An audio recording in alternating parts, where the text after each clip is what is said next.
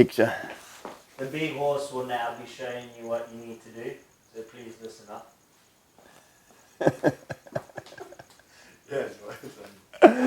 All right, guys, for our mobility piece today, we're going to do a little bit of internal rotation on the shoulder. It's really good to improve our internal rotation because we're sitting all day on our phones. We're often in this kind of like internally rotated position, and it actually shortens the rotator cuff in the back of our shoulder, so that when we pull our shoulder blades back, we're missing our internal range of motion. So when we're doing things like a barbell lift, we have to shift our shoulder forward to get that barbell nice and close to us. So it's good to try and spend some time trying to get that shoulder back and working on that internal rotation.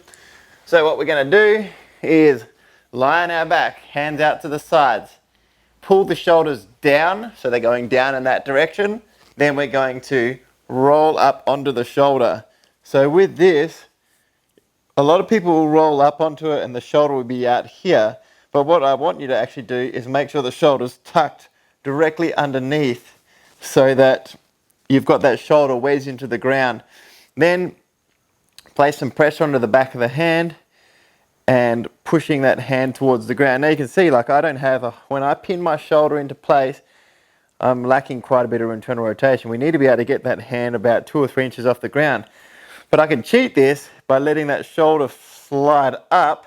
You can see it popped out just now and it looks like, oh yeah, I got plenty of internal rotation, but I've actually cheated that. So keep that shoulder tucked in, pushing that wrist down into the ground until you feel a bit of tension and just holding that stretch. You can improve this by doing a PNF stretch. So the way we do that is we push our hand back into our own hand. So we're trying to push this way, hold for that, aggressively push for 6 seconds, 3, 4, 5, 6, relax for a moment and then try and get a little bit more range of motion. You should get a little bit more each time. After a few more seconds, you're going to do it again. Push nice and hard. 2, 3, 4, 5, 6.